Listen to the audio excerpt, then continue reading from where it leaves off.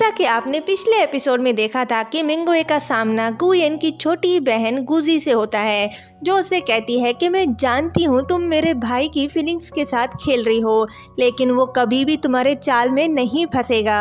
उसकी बातें सुनकर मिंगवे हर्ट हो जाती है और एक बार फिर से अपनी दुख की कहानी चिपकू के साथ शेयर करती है और रोते हुए उसे बताती है कि वो धोखेबाज गुयेन, तुम ही बताओ उसे मेरे साथ ऐसा करने का हक किसने दिया। जब गुयेन बीमार था तो मैंने उसका ख्याल रखा, मैंने उसकी इतनी केयर की, वो मेरे साथ ऐसा कैसे कर सकता है, यहाँ तक कि मैंने उसे अपना फर्स्ट टाइम तक दे दिया। ये सुनकर चिपकू हैरान होकर कहता है कि क्या मतलब है तुम्हारा कि तुमने अपना फर्स्ट टाइम उसे दे दिया, तुम उसे ये कैसे दे सकती हो। तो मिंगवे उसे मार कर कहती है कि तुम गलत समझ रहे हो, मैंने लाइफ में पहली बार उसे अपने हाथों से सूप बना कर दिया। चिपकू कहता है तो अच्छा ये बात है, तुम्हें अपना सेंटेंस पूरा करना चाहिए था। मैं एक सेकंड के लिए हैरान हो गया था। तुम्हें तो पता है कि ये जो लड़के होते हैं ना, उन्हें लड़कियों के साथ फ्लर्ट करने की आदत होती है। पहले लड़कियों को उम्मीद दिखाकर फिर उन्हें डिसअपॉइंट करते हैं। मिंगवे कहती है तो अच्छा वो मेरे साथ फ्लर्ट कर रहा है। चिपकू कहता है जब मैं जवान था, एक स्टूडेंट था, तब मैंने भी कई लड़कियों के साथ फ्लर्ट किया। मुझे पता है कि कैसा फील होता है जब आप किसी के साथ फ्लर्ट करते हो तो थोड़ा एक्साइटेड हो जाते हो, कितना मज़ा आता है। तो मिंगवे गुस्से से अपना हाथ टेबल पे मारती है और कहती है कि फिट्टे मुंह। उसके गुस्से से चिपकू डर जाता है तो मिंगवे उठकर खड़ी हो जाती है और कहती है कि मुझे उसे जवाब देना होगा।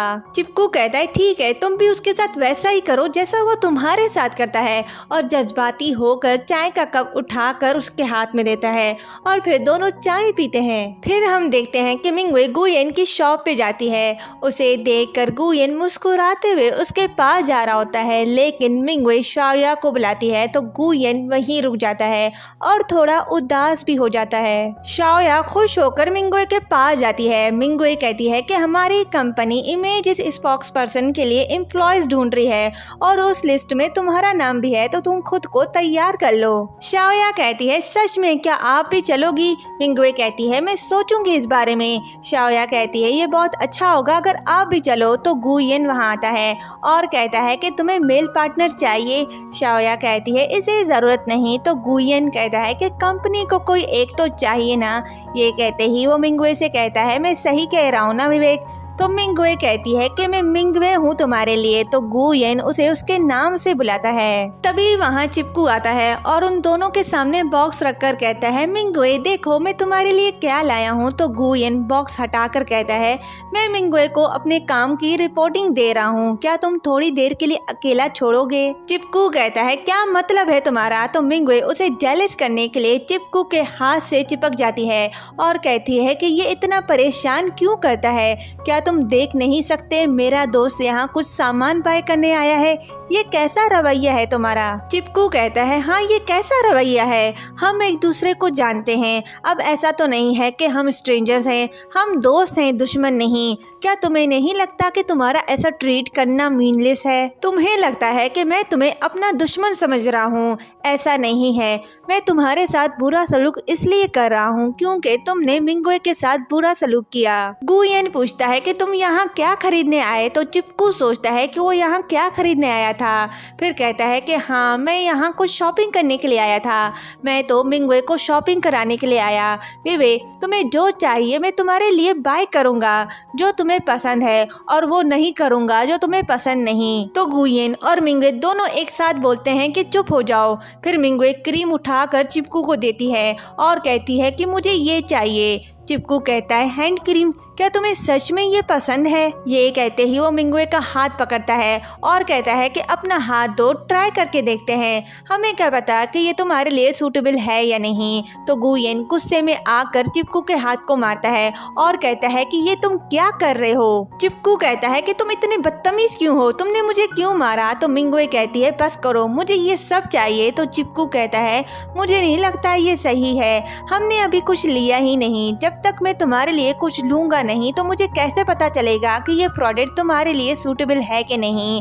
अगर हमने बिना सोचे समझे ले लिया तो ये सब वेस्ट हो जाएगा। मिंगुए कहती है कि तुम मुझे जो भी लेकर दोगे वो मुझे पसंद आएगा। चिपकू कहता है सच में। ये कहते ही वो मिंगुए को गिफ्ट देता है। मिंगुए उससे गिफ्ट ले लेती है और कहती है कि अब मुझे यहाँ से जाना चाहिए, तुम अपनी शॉपिंग ट्रिप एंजॉय करो। ये कहते ही वहाँ से चली जाती है। मॉल से निकलने के बाद मिंगुए अपने कार में बैठने ही वाली होती है तो गुयेन वहाँ आता है और कहता है कि चलो मुझे तुमसे कुछ बात करनी है। मिंगुए कहती है बात करो ठीक है, लेकिन मेरे इतने क्लोज मत आना। तो गुयेन हंसता है। नेक्स्ट सीन में मिंगुए गुयेन के घर उसके रूम में होती है और बहुत डरी हुई होती है और खुद से बातें करती है और कहती है कि मैं क्या करूं, वो मुझे यहाँ अकेले छोड़कर चला गया है। अब ऐसा तो नहीं कि वो मेरे साथ कुछ करेगा, वो मेरे साथ कुछ नहीं कर सकता। तो तभी वो अपने ख्यालों में चली जाती है और कुछ सोचकर पागलों की तरह हरकत करने लगती है। तो तभी गुयेन आता है और उसे बुलाता है तो मिंगुए अपने होश में आती है और इधर उधर देखने लगती है और गुयेन को देखकर उठ जाती है। फिर अपने बाल ठीक करने लगती है और कहती है कि ऐसा कुछ नहीं है। गुयेन हंसता है तो मिंगुए कहती है क्या हुआ। गुयेन हंसकर कहता है कि बाहर आ सकती हो तुम अभी। मिंगुए कहती है ठीक है आ रही हूँ।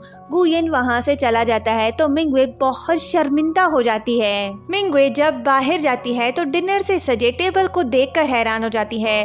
गुयेन कहता है कि मैंने ये सब स्पेशली तुम्हारे लिए बनाया है, मुझे तुम्हें कुछ बताना है, इसलिए मैंने ये सब क्रिएट किया ताकि तुम्हें घर जैसा फील हो। मिंगुए कहती है कि ये सब तुमने मेरे लिए बनाया है, तुम एक लड़के हो कभी इतनी अच्छी कुकिंग कर लेते हो, फिर तुम मुझसे उम्मीद कैसे कर सकते हो कि मैं तुम्हारे साथ रहूं। गुयेन कहता है कि तुम सीईओ हो, तुम प्रिंसेस बन के रहो, तुम खुद को किसी के लिए चेंज मत करो, तुम यूनिक हो। जैसा कि हमें पता है कि वक्त गुजरते गुजरते फीनिक्स चेंज हो जाती हैं। मिंगुए कहती है क्या मतलब है। तो गुयेन कहता है मुझे नहीं लगता, मैं तुमसे पहले की तरह मोहब्बत नहीं करता। मिंगुए कहती है सच में। तो गुयेन कहता है पर अब मेरा प्यार दिन ब दिन और बढ़ता जा रहा है।